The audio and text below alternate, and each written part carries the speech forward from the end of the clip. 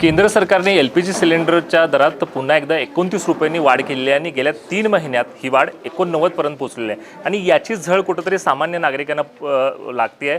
आणि याच विषयी बोलण्यासाठी माझ्यासोबत लक्ष्मी हेब्बाळकर मॅडम आहेत। मॅम, तरुण भारत न्यूजमध्ये आपलं स्वागत आहे। मॅडम, काय सांगाल, सातत्याने ही वाढ होते आणि तुम्ही काल एक पोस्ट पण केला होता, प्रतिक्रियावर दिला होता, याबद्दल तुम्ही काय सांगाल? आजचे दिनचा गावी देऊन संपूर्ण भारत देशामध्ये आजचे दिन येणार आहे, आजचे दिन आम्ही घेऊन येणार आहे म्हणून हे करून सरकारमध्ये आलेलं भाजपा आज कमीत कमी काय 29 रुपये वाढलेला आहे सिलेंडरचा भाव। आणि कमर्शियल सिलेंडरचा भाव गेले 4 महिन्यामध्ये 1000 रुपये वाढलेला आहे। आणि एक कुठंतरी गोरगरिबांचा वरती आणि मिडल क्लासवरती केलेला अन्याय आहे। UPA गव्हर्नमेंट ज्यावेळी होती त्यावेळी फक्त 2 रुपये सिलेंडरच्या वरती वाढले, तर संपूर्ण BJPचे कार्यकर्ता, खास करून महिलाचे कार्यकर्ता रोडवरती येऊन बोंब मारत होते। मला आता म्हणजे आय एम वंडरिंग, कुठं आहे महिला कार्यकर्ता आज, आणि स्मृती इराणीजी कुठं आहे, जो मोठं भाषण देऊन लोकांना दिशाभूल करणारे BJPचे जो मंडळी आहे कुठं आहे। आणि सारखा 3 महिन्यामध्ये आमचा सिलेंडरचा भाव 89 रुपीज वाढलेला आहे आणि काल 29 रुपये वाढलेला आहे। म्हणजे हे कुठं आमचं देश जात आहे।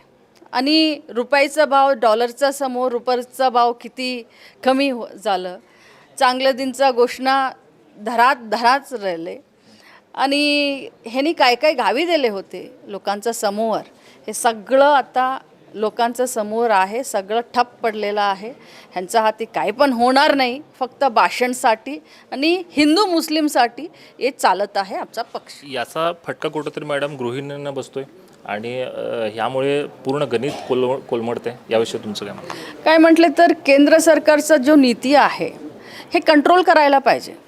आता भाव कोण वाढत आहे, पेट्रोल हो, डिझेल हो, सिलेंडरचा भाव हो, काही पदार्थ असतात, स्वयंपाकचा पदार्थ असतात का फक्त बोंब मारते ते, हे कंट्रोल करायचं हे केंद्र सरकारकडे असतात।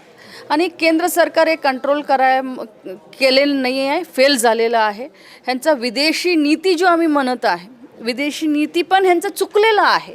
राहुल गांधी सारखा बोलत होते की युद्ध होणार आहे आणि तुम्ही सतर्क रहा आणि आत्ता तुम्ही काहीतरी डिसिजन घ्या, पूर्व नियोजन करा म्हणून सार्थकाने राहुल गांधी पार्लिमेंटमध्ये सांगितलेले, मीडियाच्या समोर पण येऊन सांगितले, पण यांना काही पण फरक पडलेला नाही। ह्यांचं काय आहे, फक्त अदानी आणि अंबानी त्यांनी चांगलं राहू दे आणि देशाचा गोरगरीब कुठं आहे तिकडंच राहायचं। याच विषयी मी तुम्हाला दुसरा प्रश्न घेतो की राजेश एक्सपोर्ट अशी एक कंपनी आहे, त्यामध्ये LICने मोठी गुंतवणूक केली आणि ते कुठंतरी आता अडचणीत होत आहेत आणि हे सर्वसामान्यांचे पैसे आहेत, याबद्दल तुमचं म्हणणं?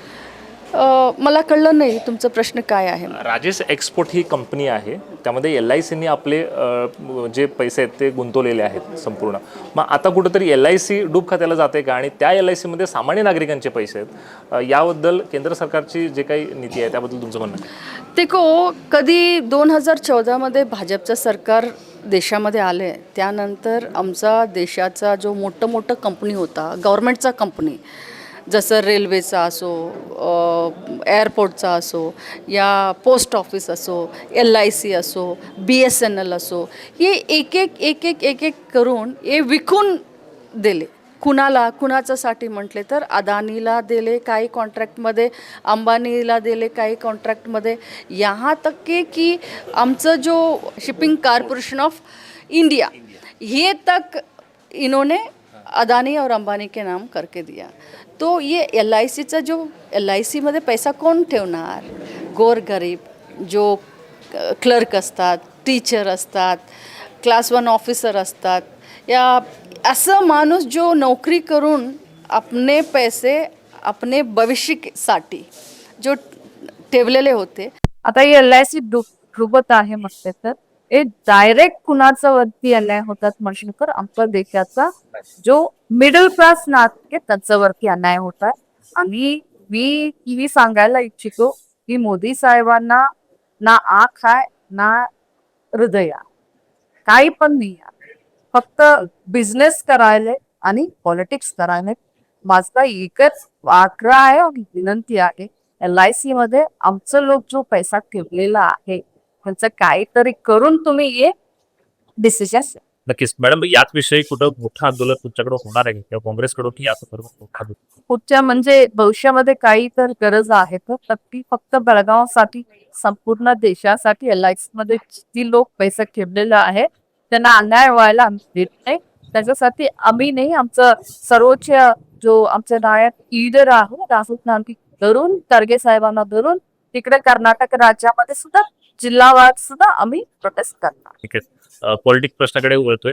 आताच मुख्यमंत्री DK शिवकुमार झालेले आहेत आणि तुम्हाला हे मंत्रिपद मिळावं असं कार्यकर्त्यांची अपेक्षा.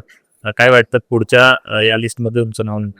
बघू यार काय होतात म्हणून मला तरी विश्वास आहे. काय म्हटलं तर 3 वर्ष चांगलं काम केलेलं आहे की 5 मध्ये सुधारण करायचं म्हणून लई चांगलं काम केलेलं आहे आणि मला संपूर्ण विश्वास आहे येणाऱ्या काळामध्ये जो 22च्या नंतर होणार आहे. कमीत कमी 2 महिलांना मंत्री स्थान यावेळी कर्नाटक राज्यामध्ये मिळणार.